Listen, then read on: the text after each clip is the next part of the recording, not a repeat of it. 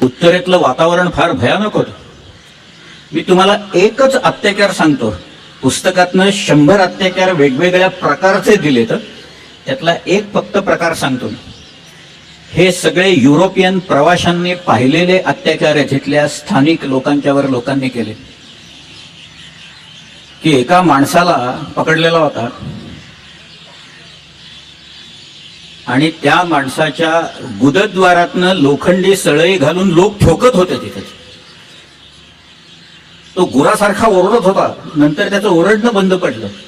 शेवटी ती सळई इथनं बाहेर आल्या की नंतर त्याला मारायचं थांबलं. हा एकच अत्याचार मी सांगतो. औरंगजेबाच्या वेळेपासनं, त्याच्याही आधीपासून मुंडक्यांचे मिनार करायची पद्धत होती. औरंगजेब विचारायचा मुंडक्यांचा मिनार केला का म्हणून. मिनारांची चित्र आहेत, मुंडक्यांचे मिनार केल्याची चित्र आहेत. औरंगजेब जो दक्षिणेत निघाला त्याच वेळेला दक्षिणच्या स्वारीला त्याला माहित होतं की आपण मराठा कंट्रीमध्ये जातोय आणि लॉंग ड्रॉन बॅटल, इतके सहजासहजी हे युद्ध संपणार नाहीये. म्हणून तो निघताना तो म्हणाला मला देवळाचा कळस सुद्धा दिसता कामा नये कुठल्याही. त्यामुळे औरंगजेब ज्या वाटेनं आला त्या वाटेवरची देवळं ही पूर्णपणे पाडून नष्ट करण्यात आली. शिवाजी महाराज 1666 सुटले आणि त्याच्यानंतर औरंगजेबाची एवढी चितू झाली, सगळे लोक त्याच्याकडे बोट दाखवून म्हणायला लागले याच्या हातावर तुरे घेऊन शिवाजी महाराज पळून गेले तिकडे. इतकी नाचक्की झाली की त्याचा राग औरंगजेबाने काशी विश्वेश्वरावर काढला आणि 69 साली काशी विश्वेश्वर भ्रष्ट करून टाकला. म्हणजे हिंदूंचं जे अत्यंत पवित्र स्थान विश्वेश्वर वाराणसीचा, की मी काल ज्याचं नाव सांगितलं स्लीमन, हेनरी स्लीमन, त्या श्लीमनने असं लिहिलंय की मी वाराणसीला बनारसला चाललेलो असताना माझं हृदयाची धडधड वाढली.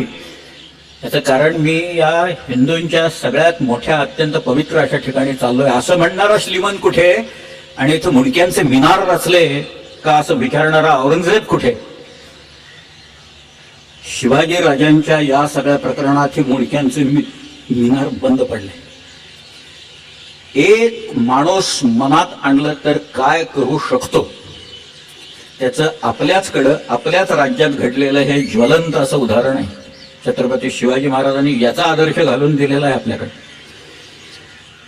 शिवाजीराजे 57 मध्ये उतरले इथं खाली तेलघट्टाच्या घाटातनं तेलबाईला म्हणून किल्ला आहे, तिथनं खाली आले, कल्याण भिवंडीला आले. आणि कल्याण आणि भिवंडी हे मी माझ्या मनातलं सांगत नाहीये, हे मी शिवभारतातला सांगतोय. शिवभारत हा ग्रंथ शिवाजी महाराजांच्या आज्ञेवरनं कविंद परमानंद गोविंद नेवासकरांनी रचला. 31 अध्याय पूर्ण आहेत, त्याच्यात 32व्यात 9 श्लोक आहेत. शिवाजीराजे जिवंत असताना तो ग्रंथ रचला गेलेला आहे, कारण 74 साली हा वारला परमानंद.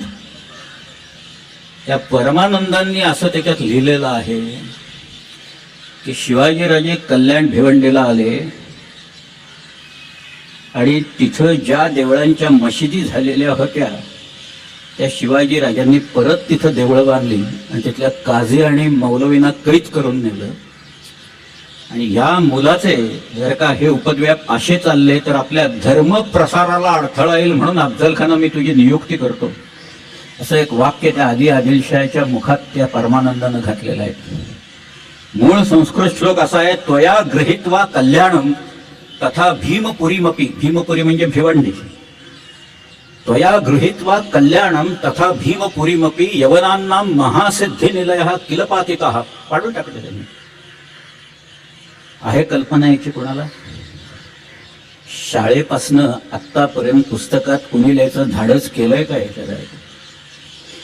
कवींद्राचं सगळ्याच्या सगळं लोकांनी शिवचरित्र लिहित असताना वापरलेलं मात्र एवढं मात्र सोडून टाकलं.